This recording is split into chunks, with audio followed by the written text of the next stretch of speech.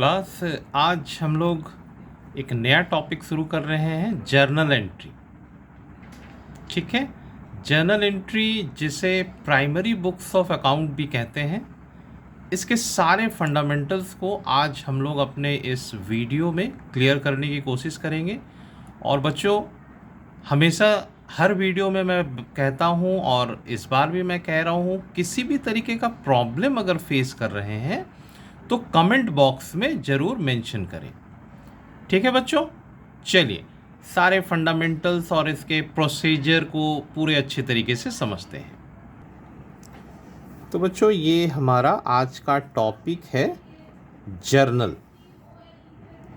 ठीक है,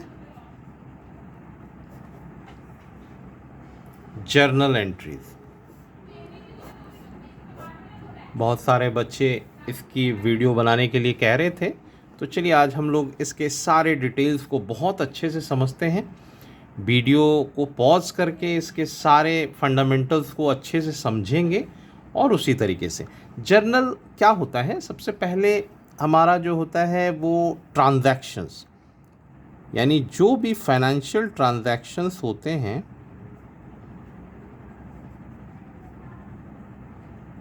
financial transactions होते हैं, उसको कन्वर्ट किया जाता है वाउचर में। किस में? वाउचर में। अब वाउचर, जो भी वाउचर किसे कहेंगे? जो भी एविडेंस होता है हमारा। ठीक है, सबसे पहले बिजनेस में ट्रांजैक्शंस होते हैं। ट्रांजैक्शंस के बिहाफ पे जो उनका बेस होता है उसे कहते हैं वाउचर। यानी कि ये ट्रांजैक्शंस कैसे हुआ, ये डॉक्यूमेंटेशन एविडेंस क्या है, तो वो वाउचर है। अब उस वाउचर के अकॉर्डिंग हम लोग क्या पास करते हैं? Journal entry. ठीक है, जर्नल एंट्रीज। जर्नल एंट्रीज को मतलब ये this is the part of recording, है ना। रिकॉर्डिंग यानी बुक्स में जो ट्रांजैक्शंस को हम लोग प्रेजेंट करते हैं, वो फर्स्ट प्राइमरी बुक जो कहलाता है वो हमारा, उसे कहते हैं जर्नल एंट्री। ठीक है, तो ये हम एक दूसरा वर्ड भी बोल सकते हैं कि this is the primary books of account.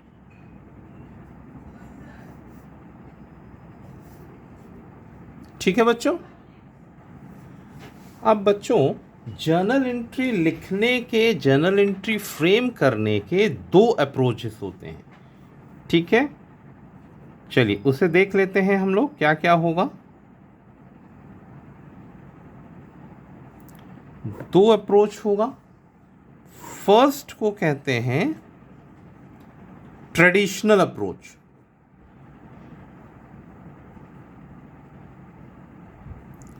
Traditional approach.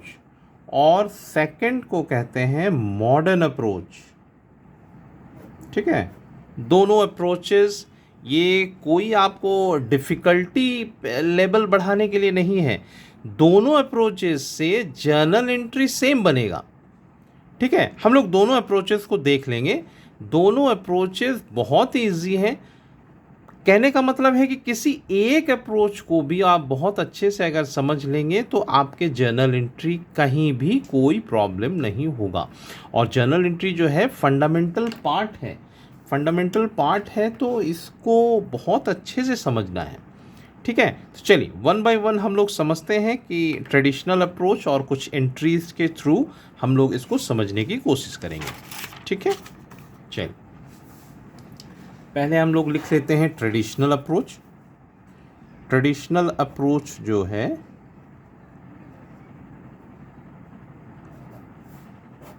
Traditional approach को, ट्रेडिशनल अप्रोच में बोला जाता है कि जितने भी तरीके के अकाउंट हैं,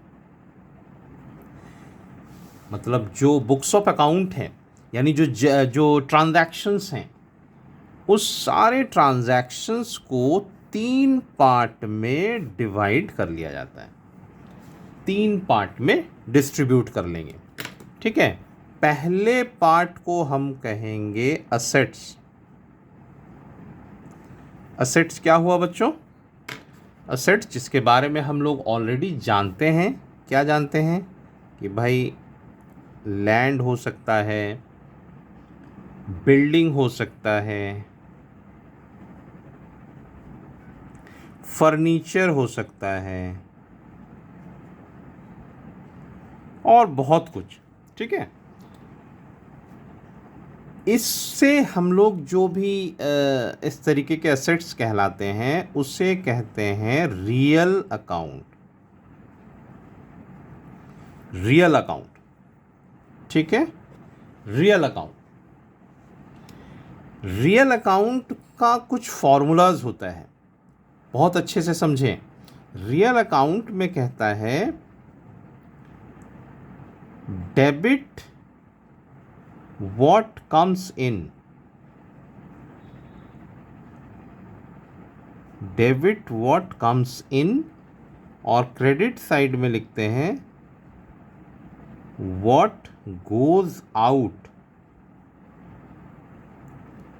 ठीक है, ये फॉर्मूला है, हम लोग पहले ही देख चुके हैं कि जर्नल एंट्री दो पार्ट में, चूँकि हम लोग ये डुअल एस्पेक्ट वाले प्रिंसिपल्स को फॉलो कर रहे हैं, जिसमें हर एंट्री में दो पार्ट होगा, एक डेबिट होगा, एक क्रेडिट होगा। तो ट्रेडिशनल अप्रोच में जो भी एसेट्स हैं, एसेट्स को हम लोग रियल अकाउंट बोलते हैं, और रियल अकाउंट हमेशा ये फॉर्मूला को फॉलो करेगा। ठीक है, सेकंड हो गया हमारा पर्सन।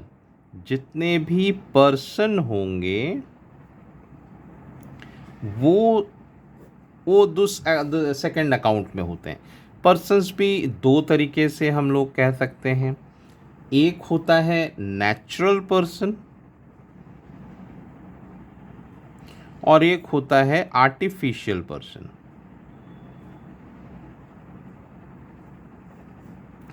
नेचुरल पर्सन कौन कहलाएगा? नेचुरल पर्सन होगा जैसे कि जैसे आपका नाम हो गया, जैसे अनिल हो गया, सुरेश हो गया,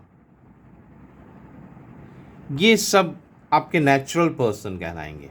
आर्टिफिशियल कौन होगा? आर्टिफिशियल जैसे अगर हम कहें कि भाई ये जो आपका स्कूल है ABPS मीन्स एक ऑर्गेनाइजेशन है, वो ऑर्गेनाइजेशन को भी आर्टिफिशियल पर्सन कह सकते हैं, है ना। जैसे कोई कॉलेज हुआ हमारा तो ABIC, ये सब आर्टिफिशियल पर्सन कहलाएंगे। तो कुल मिला के हम लोग क्या कह सकते हैं, इसको किस अकाउंट कैटेगरी में होगा? इसे कहते हैं पर्सनल, पर्सनल अकाउंट। अब पर्सनल अकाउंट के भी फॉर्मूला होते हैं, क्या होंगे? पर्सनल अकाउंट कहता है डेबिट द रिसीवर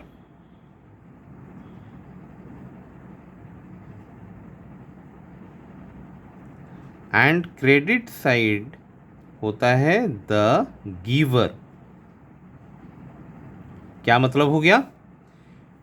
जब रिसीव करता है कोई पर्सन तो उसका नाम हर बार डेबिट साइड में आना चाहिए, और अगर कोई दे रहा है हमें, गिवर है, तो उसका नाम हमेशा क्रेडिट साइड में आना चाहिए।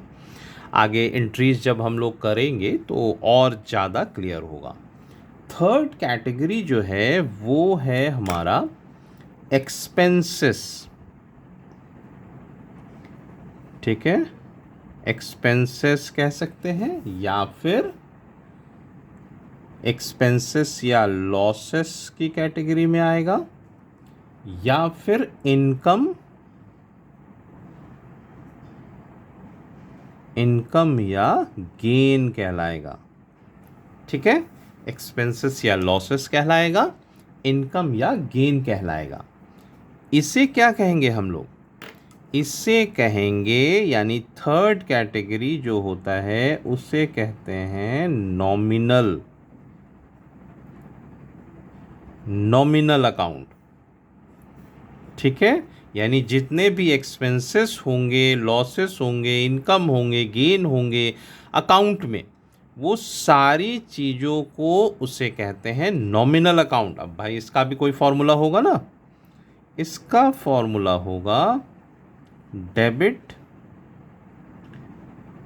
all the losses and expenses, या all the expenses and losses, और क्रेडिट में होगा all the profits and gains।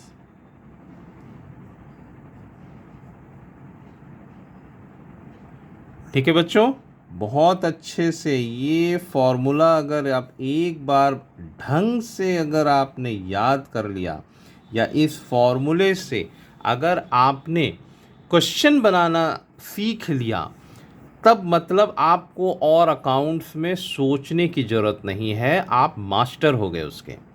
और हमेशा कोशिश करेंगे जो सीख रहे हैं वो दूसरों को सिखाने की कोशिश कीजिए, यानी हर बार आप खुद एक मास्टर बन जाइए और दूसरों को सिखाइए।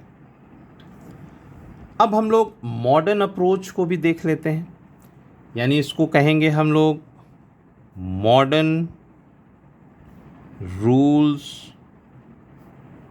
Of accounting. Modern rules of accounting, ठीक है, 3 कैटेगरी में बांट सकते हैं। एक तो कह सकते हैं कि भाई जो टाइप्स ऑफ अकाउंट होगा, टाइप्स ऑफ अकाउंट होगा, ठीक है, एक ये कैटेगरी होगा। दूसरा कॉलम हम बना सकते हैं कि ये इंक्रीज करेगा या फिर डिक्रीज करेगा, ठीक है, ये 3 कैटेगरी में। मान के चलिए कि अकाउंट में हमारे एसेट्स के बारे में बोला जा रहा है, ठीक है। एसेट्स अगर डेबिट माने इंक्रीज कर रहा है तो उसे हम डेबिट साइड में लिखेंगे, और अगर डिक्रीज कर रहा है तो उसे हम क्रेडिट साइड में लिखेंगे, ठीक है।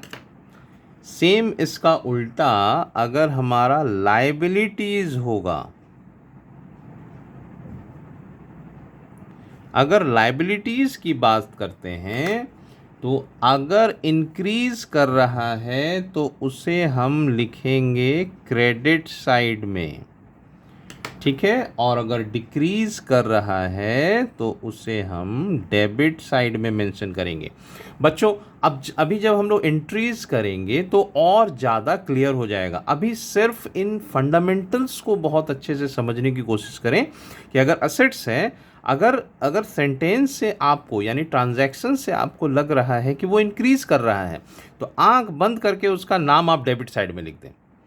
अगर आपको लग रहा है कि एसेट्स घट रहे हैं, है ना, यानी डिक्रीज कर रहे हैं, तो आप आंख बंद करके उसको क्रेडिट साइड में मेंशन कर दीजिए बस, ठीक है, तो वो माने एंट्री करेक्ट हो जाएगा, ठीक है। लायबिलिटीज़ की अगर बात करें, अगर हमारे कंपनी का कैपिटल हो तो सर कैसे होगा, अगर हमारा कंपनी का कैपिटल है तो अगर वो इंक्रीज़ कर रहा है तो उसे हम क्रेडिट साइड में मेंशन करेंगे, और अगर डिक्रीज़ कर रहा है सर तब फिर हम लोग डेबिट साइड में मेंशन करेंगे, ठीक है।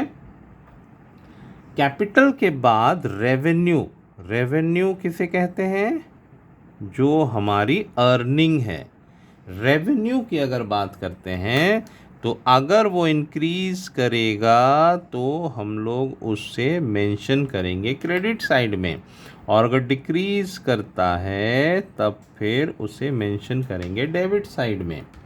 और एक कैटेगरी ले सकते हैं हम लोग, जो हमारा एक्सपेंसेस होता है, ठीक है, जो हमारा एक्सपेंसेस होता है, एक्सपेंसेस जो है वो अगर इंक्रीज़ कर रहा है तब हमारे डेबिट साइड में उसे मेंशन करेंगे। एक्सपेंसेस यानी कि अगर सैलरी बढ़ रही है, यानी सैलरी पे करना हो रहा है या फिर रेंट पे करना हो रहा है, तो वो सारी चीज़ें डेबिट साइड में मेंशन करेंगे। अगर हम वो घट रहा है, अगर सेंटेंस से फ्रेम से हमें अगर लग रहा है कि वो डिक्रीज़ कर रहा है, तब फिर उसे हम लोग क्रेडिट साइड में मेंशन करेंगे। ठीक है। लास्ट हम लोग एक और कैटेगरी ले लेते हैं, अगर विथड्रॉल है। ठीक है, विथड्रॉल अगर है, अगर वो इंक्रीज़ कर रहा है तो उसे हम डेबिट साइड में मेंशन करेंगे, और अगर डिक्रीज़ कर रहा है तो उसे हम क्रेडिट साइड में मेंशन करेंगे। यानी कि हमने मॉडर्न अप्रोच और ट्रेडिशनल अप्रोच दोनों के कैटेगरीज को हमने देख लिया। अब one by one journal entry के थ्रू हम लोग बहुत अच्छे से समझने की कोशिश करेंगे। ठीक है बच्चों।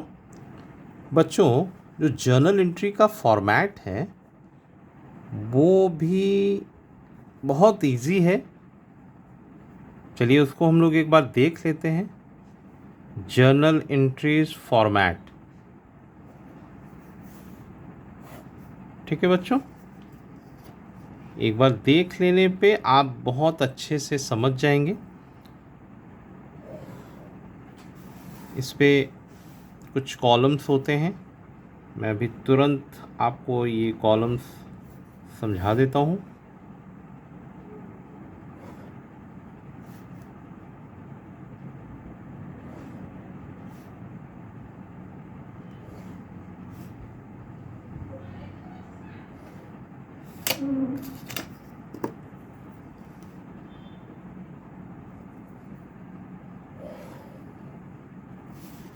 देखिए बच्चों, ये जर्नल एंट्री का फॉर्मेट है। ठीक है। सबसे पहला कॉलम जो होता है उसे कहेंगे डेट। जो सेकंड कॉलम है उसे कहेंगे पर्टिकुलर्स। ये होता है लेजर फोलियो। ठीक है, क्या होता है? Ledger folio. बच्चों ध्यान से, है ना, ये होता है लेजर फोलियो।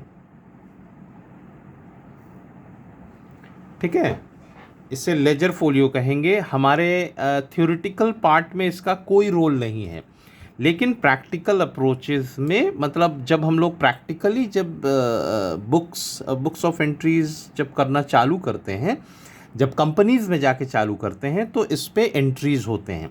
सिंपल सा आप सिंपल सा सोच लें कि जब हम लोग बुक पढ़ते हैं तो इंडेक्स में, है ना, पर्टिकुलर एक चैप्टर का नाम दिया होता है और साथ में उसके पेज नंबर दिए होते हैं। सेम एज इट इज़ उसी तरीके से है कि जो भी जर्नल एंट्री है उसका किस लेजर में वो मिलेगा, वो नंबर लिखे होते हैं। ठीक है, इसके अलावा और कोई इसका बहुत विशेष कुछ नहीं है। ये सिर्फ एक जो है फाइंड करने का तरीका होता है कि ये जो जर्नल एंट्री है वो किस लेजर में मिलेगा। इसके बाद हम लोग लेजर का पार्ट पढ़ेंगे, जिसमें कहते हैं जैसे ये जो है हमारा, ये है रिकॉर्डिंग ऑफ एंट्रीज।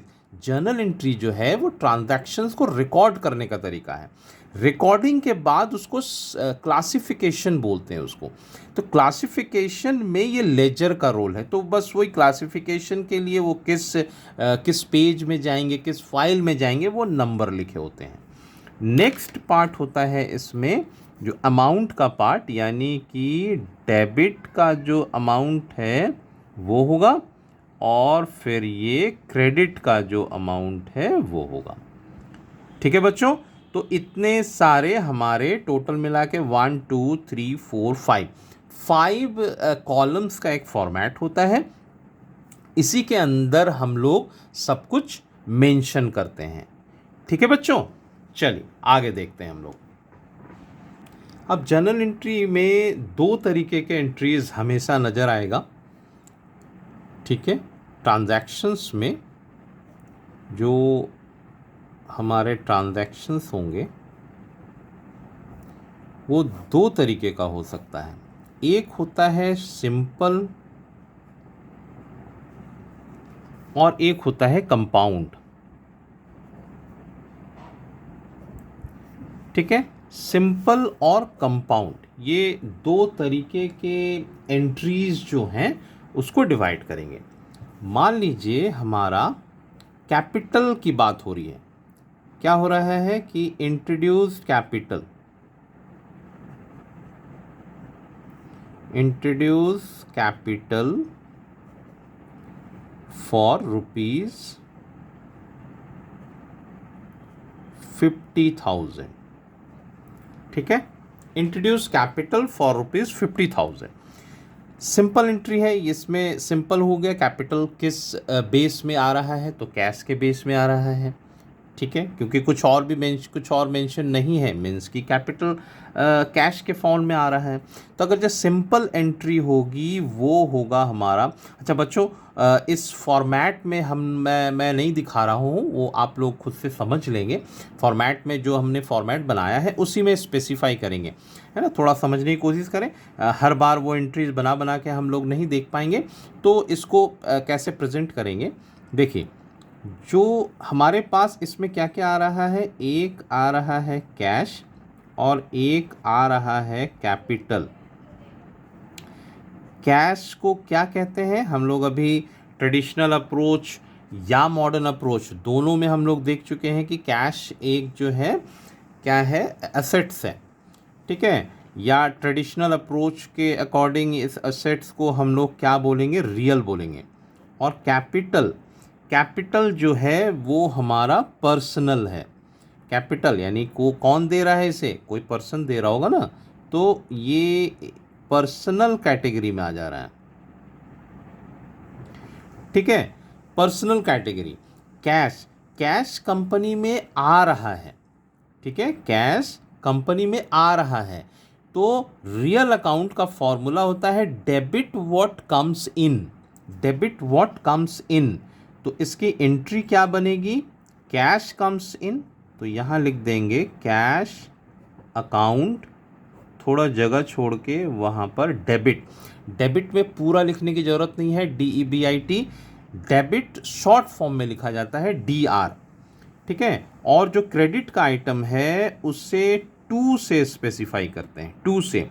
थोड़ा पैराग्राफ का फॉर्मेटिंग, थोड़ा डिज़ाइन बना के, cash account debit to capital account, यानी किस फॉर्म में कैश आ रहा है, तो कैपिटल के फॉर्म में, टू कैपिटल अकाउंट।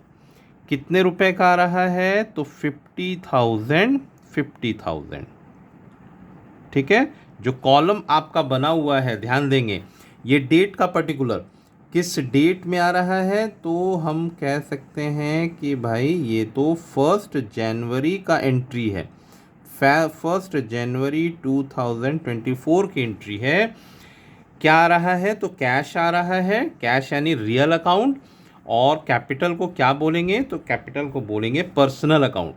तो cash debit what comes in, यानी cash comes in, cash account debit to capital account. Entry हो गया। कंपाउंड एंट्री को भी समझ लेते हैं। अगर मान लो कि जो कैपिटल इंट्रोड्यूस कर रहा है उसने इस तरीके से किया है कि introduce capital in cash ₹40,000, by cheque ₹10,000, and उसके घर में एक फर्नीचर पड़ा हुआ था उसे भी इंट्रोड्यूस कर दिया, फर्नीचर ₹10,000। तो देखिए, कैपिटल ला रहा है, कैपिटल के फॉर्म में आ रहा है, लेकिन इतनी सारे एंट्रीज हो गए, इतने सारे ट्रांजैक्शंस एक साथ में आ गए। ऐसे ट्रांजैक्शंस को कंपाउंड ट्रांजैक्शंस कहते हैं। चलिए, बहुत इजी, देखते हैं इसको क्या कह सकते हैं हम लोग। इस पे क्या क्या आ रहा है, हमारा कैश आ रहा है। कैश हमने सीख लिया है पहले ही कि इसे हम लोग रियल अकाउंट बोलेंगे। रियल अकाउंट कहता है debit what comes in, credit what goes out. तो हमारे यहाँ तो कम्स इन है, तो कैश डेबिट में होगा। चेक को क्या नाम दे सकते हैं, चेक होता है हमेशा बैंक का, और बैंक एक संस्था है, एक ऑर्गेनाइजेशन है, एक आर्टिफिशियल पर्सन है। आर्टिफिशियल पर्सन जो होता है वो आएगा पर्सनल की कैटेगरी में। और दूसरा फर्नीचर जो है वो हमारा कौन से कैटेगरी का है, रियल अकाउंट। और रियल अकाउंट कहता है डेबिट व्हाट कम्स इन, यानी फर्नीचर कम्स इन, तो डेबिट में आएगा ये फर्नीचर। और ये सारी चीज़ें किस लिए आ रही है, किस फॉर्म में, तो कैपिटल के रूप में। और कैपिटल क्या है, तो पर्सनल है।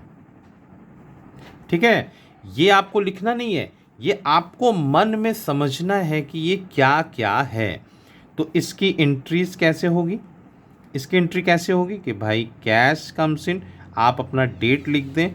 डेट क्या लिखेंगे, 1 जनवरी 2024, ये डेट हो गया। क्या आया हमारे पास, तो हमारे पास आया कैश अकाउंट डेबिट।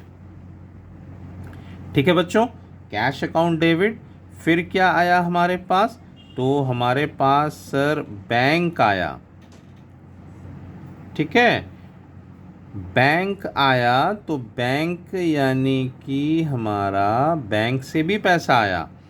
फिर आया फर्नीचर, फर्नीचर जो पड़ा हुआ था वो भी आया। तो सारी जो चीज़ भी आते हैं वो हमारा डेबिट साइड में मेंशन होगा। ठीक है, और ये किस फॉर्म में आ रहे हैं, तो किस फॉर्म में आ रहे हैं, तो वो हो रहा है हमारा क्रेडिट, यानी कि टू कैपिटल अकाउंट। देखो बच्चों, इस पे थोड़ा सा पैराग्राफ बना के हम लोग इसे मेंशन करेंगे, to capital account, to capital account. ठीक है, चलिए अमाउंट लिख देते हैं। कैश हमारा आया है 40,000 का। ठीक है, बैंक से, बैंक में पैसा आया हमारा 10,000 का, एंड फर्नीचर आया हमारा 10,000 का। तो ऑल टुगेदर हम लोग कह सकते हैं कि 60,000 हमारा कैपिटल इंट्रोड्यूस हुआ। अब यहाँ पर जो है एक नरेशन लिखते हैं। नरेशन में क्या आएगा कि बीइंग, नरेशन स्टार्ट करते हैं बीइंग से, being capital introduced, being capital introduced।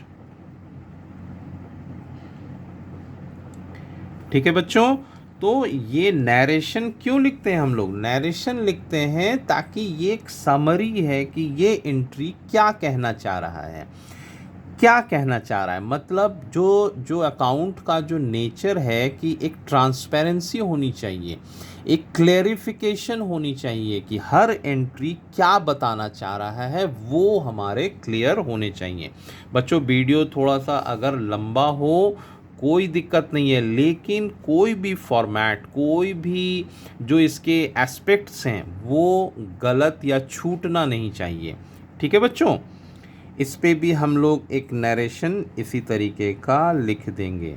ठीक है, फॉर्मेटिंग मैं नहीं कर रहा हूँ बच्चों, आप लोग जब भी एंट्रीज करेंगे फॉर्मेट बना के करेंगे। हम लोग सिर्फ अभी समझ रहे हैं कि किस तरीके से कौन सी एंट्री फ्रेम करते हैं। ठीक है बच्चों, तो बच्चों हमने सीखा कैपिटल। अगर अब बात होती है अगर ड्राइंग्स की, ठीक है बच्चों, जस्ट अ मिनट, अगर बात होती है हमारी ड्राइंग्स की, ड्राइंग्स के बारे में हम लोग पहले ही समझ चुके हैं ड्राइंग्स की। तो ड्राइंग्स किसे कहेंगे, अगर जो कंपनी का ओनर है या प्रोप्राइटर है, प्रोप्राइटर अपने बिजनेस से पैसा निकाल ही सकता है, घर जाते समय है ना, अपने बच्चे के लिए या है ना सब्जी खरीदने के लिए अगर वो पैसा निकालता है कंपनी से, तो उससे कहेंगे ड्राइंग्स। मतलब कि अगर the proprietor withdraw money for his personal use, उसे कहते हैं ड्राइंग्स। ठीक है, एंट्री क्या होगा, एक एक ट्रांजैक्शंस हम लोग लेके चलते हैं कि the proprietor he withdraw rupees 10,000 for his personal use, for his personal use। ठीक है बच्चों। तो इस पे हमारा क्या क्या हो सकता है, क्या क्या इसकी एंट्री हो सकती है। एक तो हमारे पास से पैसा गया, जैसे ही पैसा जाता है तो उसे हम लोग टू में लिख देते हैं, ठीक है, टू में लिख देते हैं। और किस फॉर्म में गया, तो ड्राइंग्स के फॉर्म में गया, तो ड्राइंग्स हमारा डेबिट हो गया, ठीक है बच्चों, डेबिट हो गया। कितने रुपीस से डेबिट हुआ हमारा, ये हमारा 10,000 हमारे बिजनेस से मालिक ने विथड्रॉ किया है। और यहाँ पर नरेशन में क्या लिखेंगे, नरेशन में जो भी एंट्री दिया होता है, सबसे इजी शॉर्टेस्ट फॉर्म ये होता है, जो भी एंट्री दिया हुआ उसे लिख दें। क्या लिखेंगे, being the owner withdraw for his personal use, इस अमाउंट को छोड़ देंगे आप, the owner withdraw for his personal use, इसे हम लोग नरेशन में मेंशन कर देंगे, ठीक है बच्चों। चलिए एक और एंट्रीज के ऊपर चलते हैं। अगर परचेज होता है, अगर ट्रांजैक्शन में अगर कुछ परचेज दिखा रहा हो, तो बच्चों परचेज जो है दो तरीके से हो सकता है। एक तो हो सकता है भाई कि कैश होगा, और एक परचेज हो सकता है कि क्रेडिट में होगा, ठीक है, कैश में हो सकता है और क्रेडिट में हो सकता है। अगर कैश में अगर परचेज हो तो इससे इस एंट्री को कहेंगे हम लोग purchases account debit, purchases account debit to cash account, to cash account, और यहाँ पर हम लोग नरेशन लिख देंगे, ठीक है। अगर कैश में परचेज होता है, परचेज कब वर्ड यूज़ करते हैं, जब उस चीज़ों का ट्रेडिंग होता है, ठीक है, परचेज जब उस चीज़ का ट्रेडिंग होता है तब उसे परचेज कहेंगे। असेट्स के समय नहीं, जिसका रोल होता है, यानी सेल परचेज में जिस गुड्स का यूज़ होता है वैसे समय में हम लोग परचेज वर्ड यूज़ करेंगे, ठीक है। तो ये कैश की बात है। मान लीजिए कि परचेज हमने क्रेडिट में किया, किससे किया, किसी क्रेडिटर का हम नाम लिख देते हैं। चलिए नाम लिखते हैं, जैसे अर्नब से किया हमने, ठीक है। तो इस पे एंट्री होगा हमारा purchases account debit, purchases account debit to Arnab, to Arnab, ठीक है। अर्नब एक पार्टी का नाम है। यहाँ पर हम लोग इसके नरेशन को मेंशन कर देंगे। तो देखिए दोनों में डिफरेंस क्या आ रहा है, परचेज अगर कैश में हो जाता है, यानी कि इमीडिएट अगर पेमेंट हो जाता है तो उसे कैश लिखेंगे। अगर क्रेडिट में होता है तो उस पार्टी का नाम लिख देंगे, यानी उस क्रेडिटर का नाम लिख देंगे। ये अर्नब कौन है, जिसने हमें उधार दिया है। उधार जो क्रेडिट देता है उसे क्या कहते हैं, क्रेडिटर, ठीक है। तो अर्नब कौन है, हमारा क्रेडिटर है, तो क्रेडिट में परचेज कर लिया। अब मान के चलिए कि ये कंपाउंड एंट्री, ये सिंपल एंट्री हो गया। अगर मान लीजिए कि ये कंपाउंड एंट्री है जिसमें हमने कुछ माल जो है, यानी कि थोड़ा सा मैं अपना जी हाँ अब ठीक है, जैसे हमने परचेज किया तो परचेजेज अकाउंट डेबिट, कुछ प्रोडक्ट जो है जिसको हमने कैश में परचेज किया तो टू कैश अकाउंट, और कुछ को हमने क्रेडिट में परचेज किया तो यहाँ लिख देंगे टू अर्नब, ठीक है। और नरेशन में बीइंग करके लिख देंगे। मान के चलो कि कैश में हमने 50,000 का परचेज किया, और अर्नब यानी कि जो क्रेडिटर है, जो क्रेडिट में लिया है, उनसे हमने 10,000 का परचेज किया। टोटल मिला के हम लोग क्या कह सकते हैं कि 60,000 का परचेज किया, यानी कि purchases account debit to cash to Arnab. Clear है बच्चों, ये सिंपल एंट्री अगर कैश में हो, क्रेडिट में हो। कंपाउंड एंट्री यानी कि कुछ परचेजेस जो है, कुछ गुड्स जो है वो हमने कैश में परचेज किया, कुछ हमने क्रेडिट में परचेज किया। ठीक है बच्चों, परचेज के टॉपिक को ही थोड़ा सा अगर आगे बढ़ाते हैं, मान लो कि हमने जो परचेज किया उसमें से कुछ आइटम डिफेक्ट हो गया। डिफेक्ट हो गया तो भाई हम रिटर्न भी करेंगे, ठीक है। तो जो भी एंट्री हमने पास किया है उसका हम रिवर्स कर देंगे। तो जैसे हमने अर्नब से परचेज किया था तो और हमें रिटर्न करना है, तो अर्नब हमारा डेबिट हो जाएगा। ठीक है, डेबिट द रिसीवर, क्योंकि नेम है तो अर्नब द रिसीवर। तो अर्नब डेबिट, अर्नब का अकाउंट डेबिट टू, अब रिटर्न किया है हमने तो उसे कहते हैं purchases return account, purchase return account. ठीक है, परचेज रिटर्न अकाउंट को हम लोग रिटर्न आउटवर्ड भी कहते हैं, return outward, return outwards account. ठीक है बच्चों, इसके सेकंड नेम को भी आप ध्यान में रखेंगे। कभी कभार क्वेश्चन में हमारे रिटर्न आउटवर्ड लिखा होता है, तो डोंट मिस गाइड, वो आप अच्छे से समझेंगे। आउटवर्ड यानी यहाँ से बाहर जा रहा है, मीन्स की परचेज रिटर्न हो रहा है। ठीक है, अब मान लो कि इसका पेमेंट आ रहा हो हमारा, किसका, जो भी हमने परचेज किया है उसका अगर हमें पेमेंट देना हो, सॉरी आ नहीं रहा है, हम दे रहे हैं, पे कर रहे हैं, पेमेंट कर रहे हैं, तो ऑब्वियस है कैश हमारे पास से जा रहा है। एंड डेबिट द रिसीवर, तो who is receiving the money, so Arnab is receiving the money. So Arnab account, Arnab debit to cash account. तो कैश हमारा नीचे क्यों आया सर, हमने अभी अभी आपको बताया था cash is real account, and real account में कहता है कि जो भी चीज़ हमारे पास से जा रहा हो उसे हम लोग क्रेडिट साइड में लिखेंगे। तो कैश हम पेमेंट कर रहे हैं, तो पे कर रहे हैं मतलब हमारे पास से वो दूसरे पार्टी के पास चला जा रहा है, तो टू कैश अकाउंट। ठीक है बच्चों,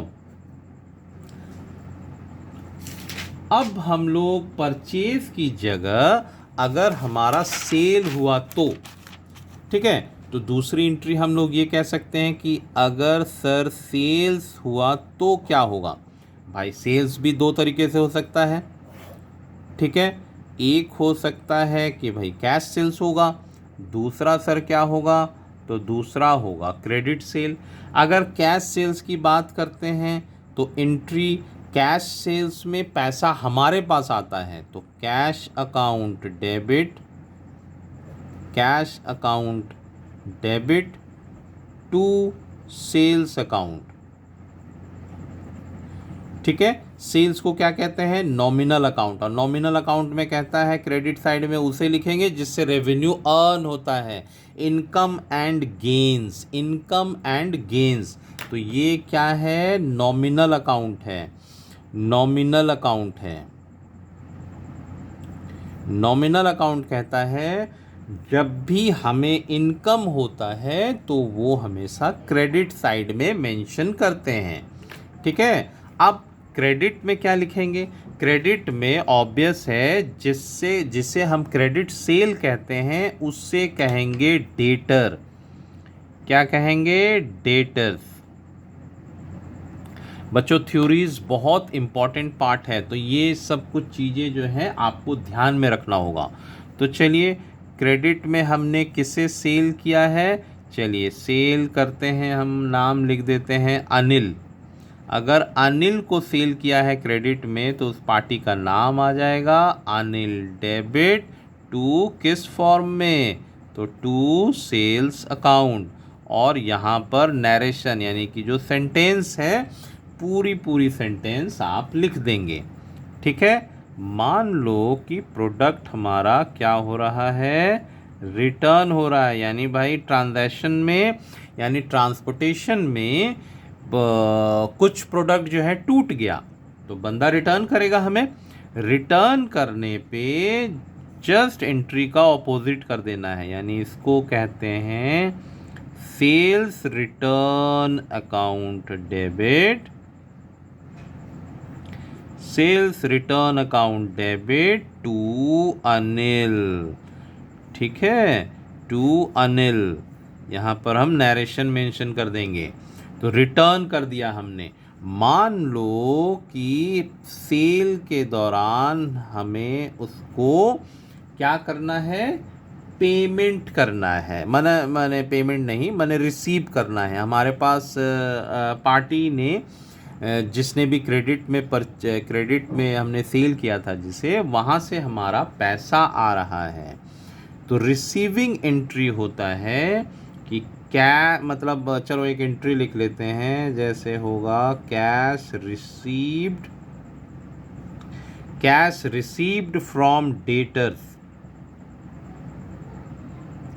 कैश रिसीव्ड फ्रॉम डेटर्स, तो इसकी एंट्री होगी cash comes in, so cash account debit. Cash account debit to में क्या आ जाएगा, टू किस फॉर्म में आया वो, तो टू सेल्स अकाउंट, और यहाँ पर हम नरेशन लिख देंगे। ठीक है बच्चों। अब बहुत क्विकली हम लोग इसके कुछ और एंट्रीज को भी देख लेते हैं। जैसे कि अगर कैश डिपॉजिटेड इनटू बैंक होगा, अगर कैश डिपॉजिटेड इनटू बैंक, बहुत कॉमन एंट्री है। कैश डिपॉजिट कर रहे हैं, कैश डिपॉजिट में कैश और बैंक आ रहा है। बैंक क्या होता है, पर्सनल अकाउंट। कैश क्या होता है, रियल अकाउंट होता है। ठीक है, तो पर्सनल अकाउंट का रूल बोलता है डेबिट द रिसीवर।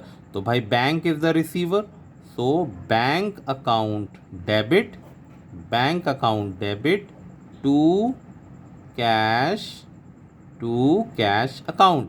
नरेशन में आप लिख देंगे being cash deposited into bank. ठीक है, इसी का उल्टा हो सकता है कि cash withdraw from bank,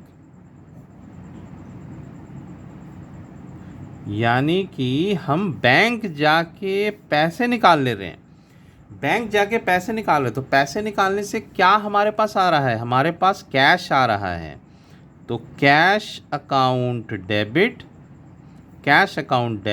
to bank. ठीक है बच्चों, नरेशन में आप क्या लिखेंगे, being cash withdraw from bank. Very good. अब आ जाते हैं कि एक और हो सकता है कि भाई एक्सपेंसेस अगर ट्रांजैक्शन में एक्सपेंसेस होता है, तो एक्सपेंसेस मतलब कुछ भी हो सकता है। सैलरी हो सकता है, रेंट हो सकता है, कमीशन पे हो सकता है, इंश्योरेंस पे हो सकता है। तो जो भी एक्सपेंसेस होगा उसे हम डेबिट लिख देंगे, एक्सपेंसेस अकाउंट डेबिट। क्यों डेबिट लिखेंगे सर, एक्सपेंसेस तो सर नॉमिनल होता है। ठीक है, एक्सपेंसेस नॉमिनल अकाउंट कहते हैं। तो expenses account debit to cash account. ठीक है, तो नरेशन में हमने लिख दिया एक्सपेंसेस टू कैश। अब एक्सपेंसेस का उल्टा हम ये कह सकते हैं कि हमारा इनकम अगर हो तो इनकम भी जो है वो हमारा नॉमिनल अकाउंट है। ठीक है, जस्ट इसी का उल्टा नॉमिनल अकाउंट, यानी जैसे रेंट रिसीव कर रहे हैं, कमीशन रिसीव कर रहे हैं, वो सारे नॉमिनल अकाउंट कहलाते हैं। ठीक है, तो इस पे हमारे पास पैसा आता है तो भाई ले आइए, cash account debit to income में जो भी नाम आपके ट्रांजैक्शंस में दे रखा होगा उसे आप मेंशन करेंगे। और यहाँ पर नरेशन मैंने बताया है कि जो भी आपका ट्रांजैक्शंस में लिखा होगा उससे आप लिख देंगे। ठीक है, अब हम लोग एक और बहुत इम्पॉर्टेंट पार्ट हो सकता है कि भाई परचेज और सेल, परचेज और sale of fixed assets, purchase और सेल ऑफ फिक्स्ड एसेट। ठीक है, बहुत इंपॉर्टेंट पार्ट है ये, परचेज और सेल ऑफ फिक्स्ड एसेट्स।